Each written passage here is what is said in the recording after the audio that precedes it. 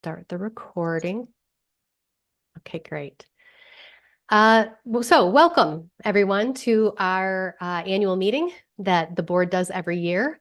We are recording. For those of you who joined just moments ago, we're recording. I'm going to go over our agenda for the meeting, and then I'm going to kick it over to John Stanizak, one of our board co-chairs. So we're going to have an introduction of the executive committee and our board members. Then we're going to review our 2024 financials. And then we're going to do like a 2024 review, so touch on some key impact numbers and data points. Then we're going to shift gears to 2025, and we're going to talk about our 2025 budget and then some exciting plans that we have for 2025. Our goals for the year, and then we'll open it up for public comment after that.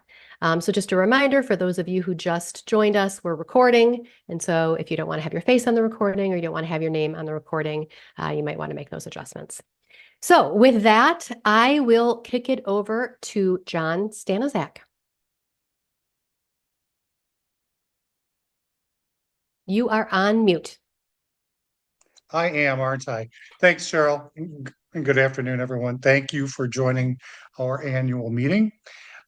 Before we introduce our current board, I'd like to take a moment to thank both the current board as well as past board members, with some special thanks to board members that have previously served in officer roles, led by Anthony Sherman and Demetric Wells O'Brien, our outgoing co-chairs, as I'm one of the newly elected co-chairs. As a reminder to the community, we are currently a governing board of directors. As a governing board, our role is to support our executive director and staff with organizational direction, organizational oversight, as well as financial and non-financial resources needed to fulfill the mission of the center. We want to assure our donors that we take our fiduciary responsibilities seriously and how your generosity and your dollars are spent and invested at the center. Our board is not compensated in any manner. They donate their time, their skills, their talent, as well as personal and professional networks, along with their own dollars to the center. I know that no one on this board does it for recognition or notoriety.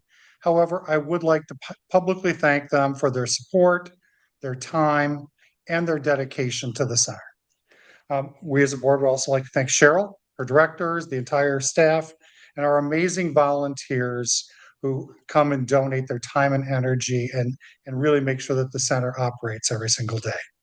I'm not sure if Brandon has been able to join us. So Brandon's in. So I'd like to introduce my co-chair, my new fellow co-chair, Brandon Gleaton, who's going to introduce our executive team committee and the current board. John, do you have your computer up in front of you? Because I cannot load my MacBook up right now, so I'm on my phone. I do. Okay, but I'll just introduce myself really quickly. Hi, everyone. I'm so great to be here with you and to be in community with you all today. As John just indicated, my name is Brandon Gleaton, the newly elected co-chair of the board of directors, replacing some phenomenal previous board chairs. And I would definitely echo everything that John just mentioned around our dedication and support to ensure that we are good stewards for the center, for your time, talent, and treasure that you pour into this community center. So I just would like to introduce myself. So hello, and also know that we are diligently and thoughtfully working to ensure that we can remain the best center that we can be to support all folks in our community. So thank you so much for being here. And I'll toss it back to my co-leader, John. Thanks, Brandon. So our current executive team consists of Brandon and myself as co-chairs. Our treasurer, who you will hear from, Dr. Jackie Spicer, as well as Luke Londo, who is our new secretary. And then we also have two members at large, Oscar Rao and Vanessa Lazzi. Our board is rounded out by Jamie Baker, Nancy Cummings, who also has served many times as our treasurer, Bina Davidson, Anthony Sherman, Tim Lancy, Demetric Wells O'Brien, Jamie Faber, Maria Sayrig, Hendricks Moy, and that is our current board. So with that, Cheryl, I think I'm going to toss it back to you. Yes, that's awesome. Thank you. Um, and we're now going to do the 2024 financial review. And I'm not sure if our treasurer, Jackie, is doing that or if Jeremy is doing that, but you both have co-hosting ability, so you can both share your screens and walk us through how 2024 turned out. Thank you, Cheryl. Oh, thank you, Jeremy. Perfect. So Jeremy's going to share his screen here. And Jeremy, can we look at the finance summary? Ah, excellent. Can everyone see that okay? Just a nod. Okay. Okay. So a quick thank you to the community members that continue to support Affirmations. Certainly, we've got an amazing board here. So thank you to all the board members and the fantastic staff at AF, including Cheryl. She's an amazing leader of this group. So just want to say thank you. It's been a pleasure being on the board and certainly enjoy being the treasurer. So in 2024, we had a net positive cash flow of $36,000, a little over $36,000. Although we didn't hit our net income target, expenses and income were certainly in a line. So expenses weren't out of line from what you would consider from the income or variance. Overall, there was a loss of $40,000. However, that loss, I'd say predominantly was made up of depreciation. So the loss wasn't as great as it might appear here. I think overall, F did an amazing job managing the income and the expenses, especially given that it's an election year. So moving on down to the cash flow and the income variance piece. So I'll cover this middle section here, and then I'll turn it over to Jeremy. But for the most part, focusing on the donations, we were within range of variances for donations. Certainly, our endowment also in operations, those were all within range or a bit over in some cases when considering donations. Also, corporate sponsorships, events, and grants, although in programs, although under variance a bit there. Certainly, we made up some good ground in the other areas. Considering P&L, again, and then this is again just taking into account variance that's plus or minus 10%. Under variance for corporate sponsorships and events and grants, but I do believe we had some really great grants come in at the end of the year, and I think we'll hear more about that in Cheryl's hit list. Again, in the endowment and donations and operations, all were within budget as well as programs and within the variance range there. So overall, I think very positive year for Affirmations, and I'll turn it over to Jeremy, and he will provide more detail on some of the income and expenses associated with the quick summary here. So thank you. Thanks, Jackie. All right. So this is our budget to actual report. It's basically just more details about what the summary is. As Jackie said, we had a really great year in some of the areas. Our donations, we were over what we expected, but then we were down in some other areas. We have used the numbers from this year to help project next year's budget. So when we get to the budget, you'll see that some of the categories that we have for income or expenses have changed for 2025 based on what we kind of did this year and saw what we could achieve. So that is the expense side. We came in about 85% of what we projected our budget to be. So that was around 1.9 million as opposed to 2.2. The great thing is that our staff worked really hard to make sure that the expenses were kept low as humanly possible. They did a really great job. We were at 85%, 86% of our projected budget for the year. So we came in at 1.8 as opposed to 2.1. So that part of it is why we were able to achieve what we were able to achieve as far as the cash flow being a positive. Um, the P&L for the year. You'll notice some of these numbers are a little different. That is due to the budget to actuals does not include some things like in-kind donations. I don't track for those. The end of life giving, we don't budget for that. So there's certain things. I do track in-kind donations, by the way. I just don't put it in as a budget item into the tracking system. So with the total revenue coming in at 1.76, and these are our pre-audited numbers for 2024. That is the revenue side of things. And then when you go down to the expense side of things, that's a little longer list. We came in before depreciation at 1.97.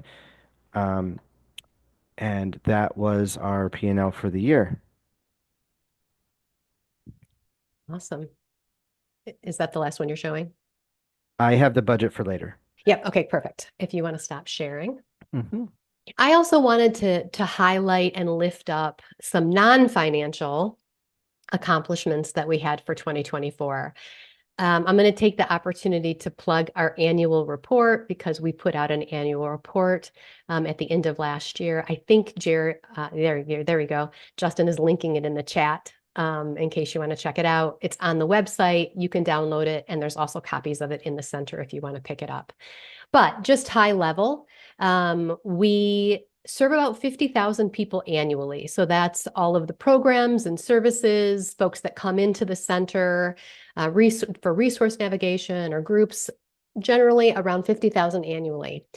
Our volunteers at our front desk take about 520 phone calls each month. And these are folks calling in because they're looking for resources. Maybe they're looking for housing or food, or they want to find a therapist, or they want to know if we know of an affirming doctor.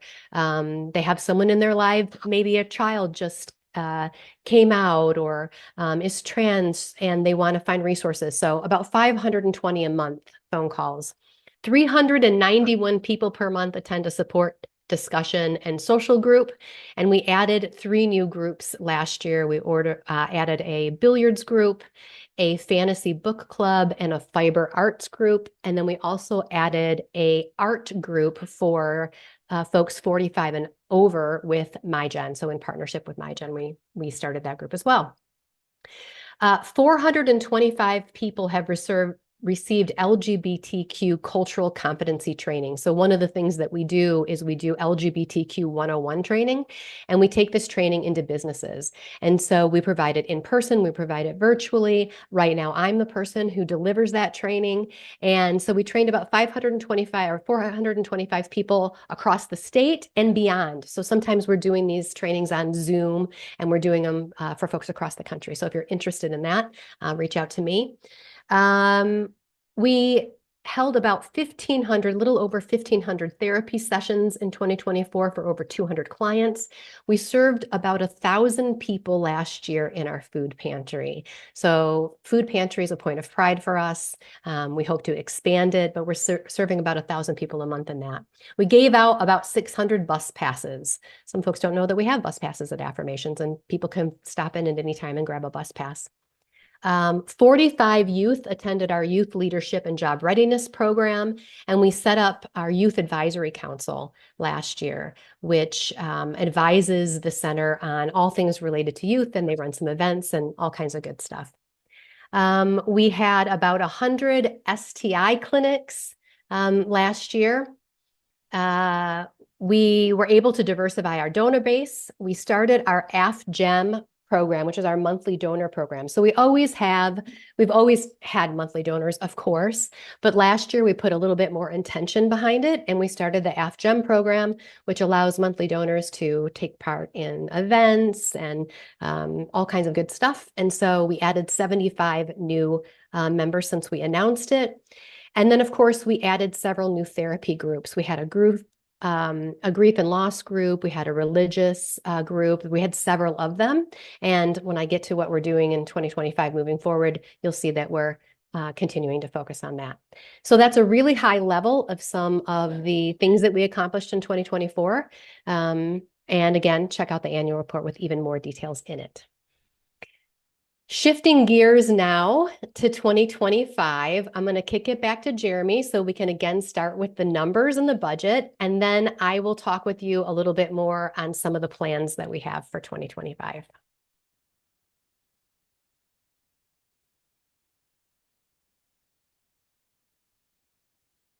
Thank you. One moment, Cheryl. No worries. I'm not used to Zoom, Yeah, so I couldn't turn it off, and now I'm trying to get it turned back on. Sorry. no problem. Okay.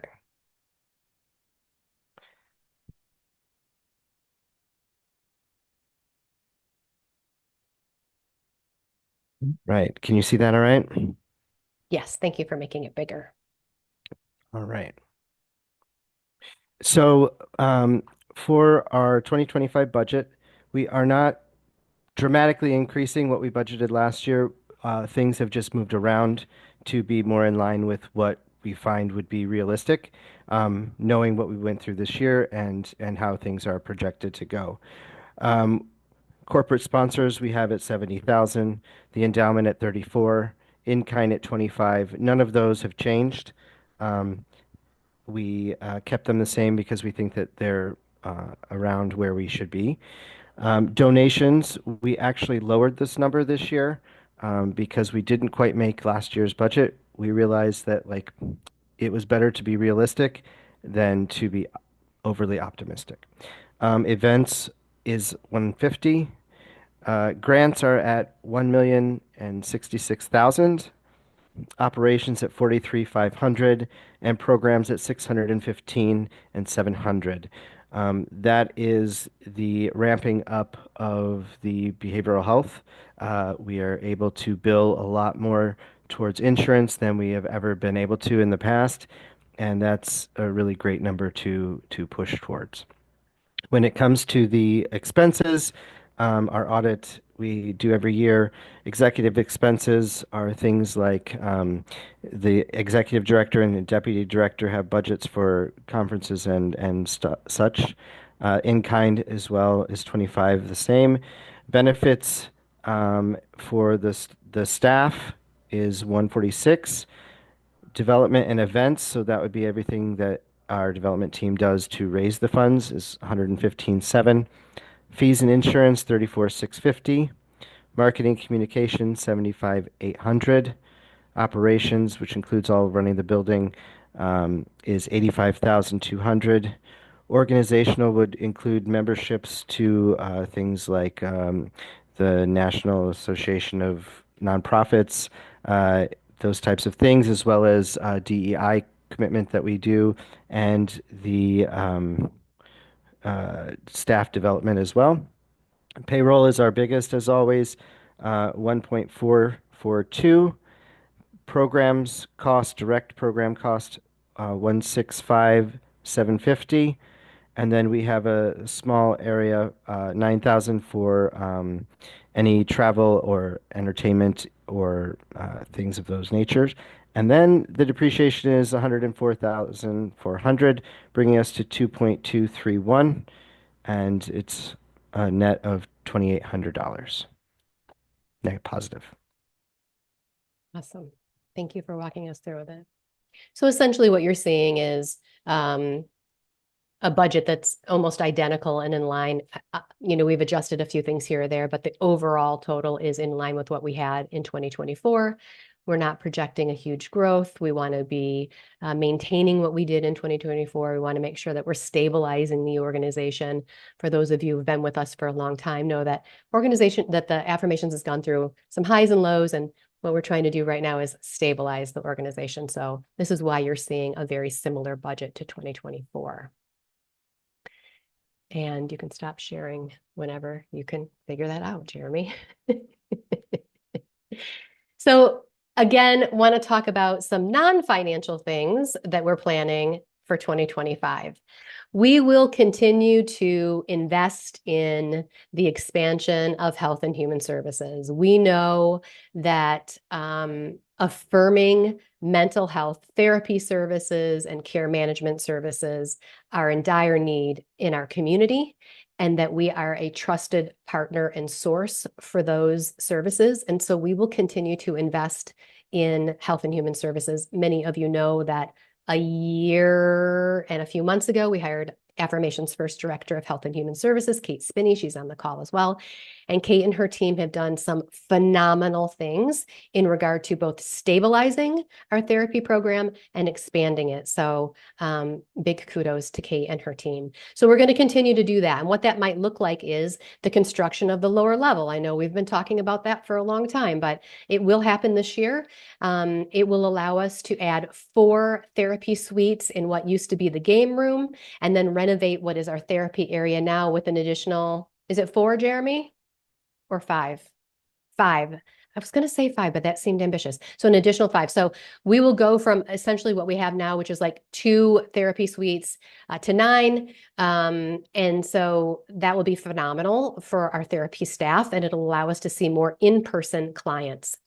We will also be looking at therapy groups. We did a survey of the community and asked what types of therapy groups is the community interested in. So we're hearing that feedback, and we'll tailor our therapy groups accordingly. And we're going to continue to stabilize and expand our internship program. Many of you know that our therapy program at Affirmations began through our social work interns, and they continue to be a vital part of delivering therapy services to our community. And so we will continue to have more and more interns, and that allows us to not only expand the delivery of service, but it also allows us to put out into the world affirming trained therapists. So it's phenomenal. And we're always looking for ways to add additional paid therapists to our team, whether that be through grants, whether that be through the fees that we charge to insurances. We're always looking to add to our therapy team. We are rebranding our Youth Leadership and Job Readiness program to the Lavender Leadership Academy. Many of the same elements will be there, but we are adding a new track for young adults ages 18 to 22. And this new cohort will focus on empowering LGBTQ young adults to confidently navigate independence, professional spaces, the workplace, all of that good stuff. We had gotten feedback from our youth that they were feeling a little lost when they kind of aged out of the existing program, which ended at 18. And they weren't feeling like they were ready to enter adult spaces yet. But they were too old to be in the youth space. And so we listened to that feedback and created this cohort so that they have a space where they feel like they fit in and belong. And it's kind of like a bridge for them into more adult spaces at Affirmations. Last year, we piloted a youth art program. It was really successful. In fact, we had many parents who came up to us afterwards and said, how do we keep this programming at Affirmations? So we're continuing it with a little bit of a twist. It's called the Queer Utopia Creativity and Expression Lab.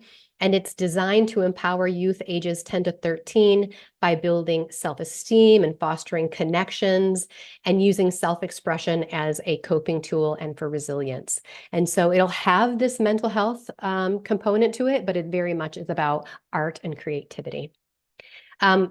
We hired a deputy executive director, Tracy Hall, which is really exciting. Tracy is on the call right now. For those of you who don't know Tracy, Tracy is the former executive director at Outfront Kalamazoo, which is Kalamazoo's LGBTQ community center. And so we are really, really, really thrilled to have Tracy on staff.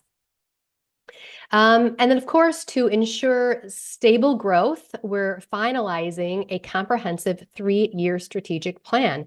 Affirmations hasn't been operating under a strategic plan the last several years. There was one pre-pandemic, and then, pandemic time was about survival. And so now that we're past it, we said, let's invest in developing a strategic plan. There will be more details on that soon, but it will essentially be a roadmap for us that will guide the organization in both expansion while maintaining quality and integrity of our programs and services. So some future expansion as we look into the year 2 and 3, but really stability in this year 1. I also wanted to highlight, that's all some of the great stuff we're doing. There's more, of course, but I also wanted to talk a little bit about concerns for us. Like what are we concerned about when we look on the horizon 2025? I think obviously it's unsure what will happen under the new administration, so that continues to be a concern for us. And the fact that some organizations are pulling out of their DEI initiatives will most likely have an impact on our funding. We've seen it a little bit where some organizations are saying, okay, we're not going to focus on maybe the areas we did in the past, and we're shifting our funding to something else. And so that continues to be a concern for us. What are we doing about it? Of course, individual donor development continues to be high on our priority list, but we're looking for other foundational grants. I think that even though we might lose some corporate money because of DEI, I think we might see more foundational grants that are interested in putting money towards DEI initiatives or equity initiatives. So kind of shifting our perspective in that regard. So is there anything from the board or board co-chairs that you wanted to lift up as far as 2025 plans?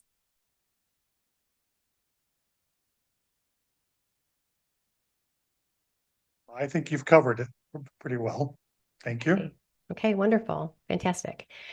So I know that we have a few community members on the call, and we wanted to give space for the community to share some comments with the board.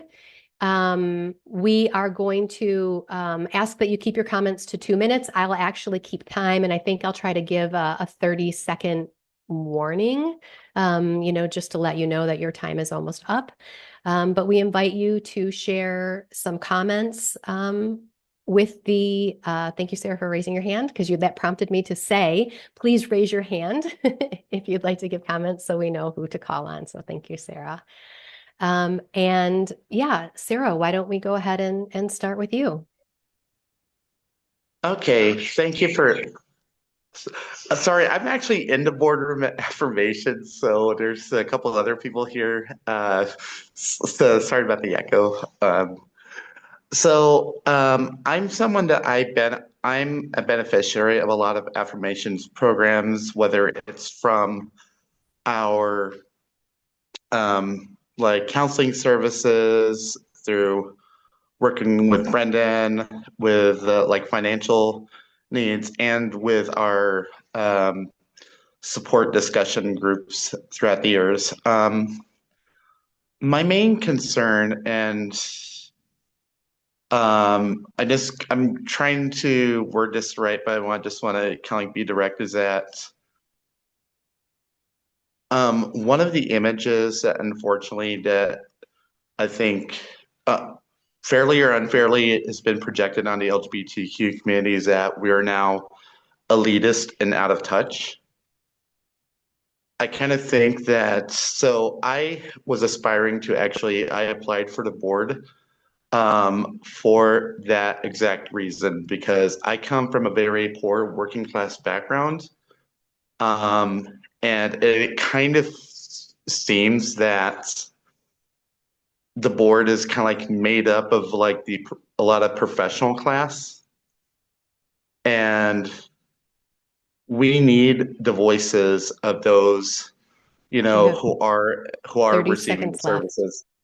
And so I'm basically saying like, how can we become more inclusive and get our voices heard on the bottom? Thank you. Thank you, Sarah, for sharing that. Okay, Amrit, you've got your hand raised. I do. Thank you. So good evening. My name is Amrit Kohli, and I'm a former board member of Affirmations. The current board has taken a position that any ceasefire or anti-war events will not be allowed at the center. Affirmations claims that any pro-Israeli events will also not be allowed at the center. Yet the board decided to give Haley Stevens their Ally Award last year. Haley Stevens is a proud Zionist, a staunch supporter of Israel, and a clearly Islamophobic representative who espouses the same racist ideologies that Israel espouses. By giving Haley Stevens the Ally Award, Affirmations has made it clear where they stand with respect to the genocide in Palestine. They support it, and they support Israel's actions in the state of Palestine, however genocidal those actions are.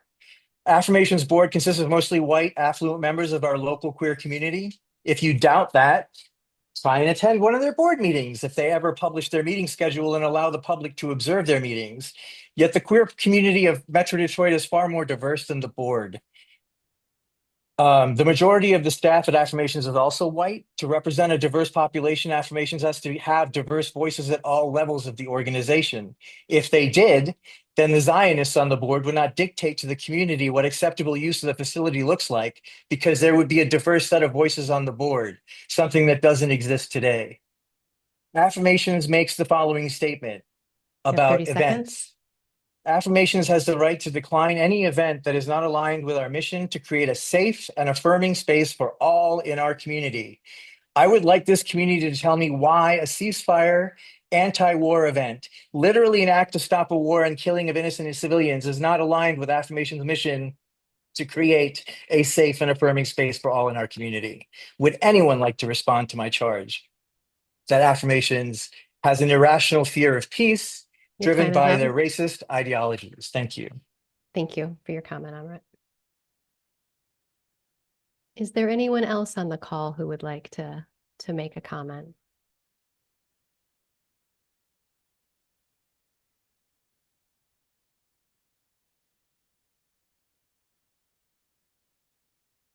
No? Okay. Well, thank you for those who took some time out of their evening to attend our annual meeting. We appreciate having you with us. And yeah, I hope you have a great evening. Thank you so much.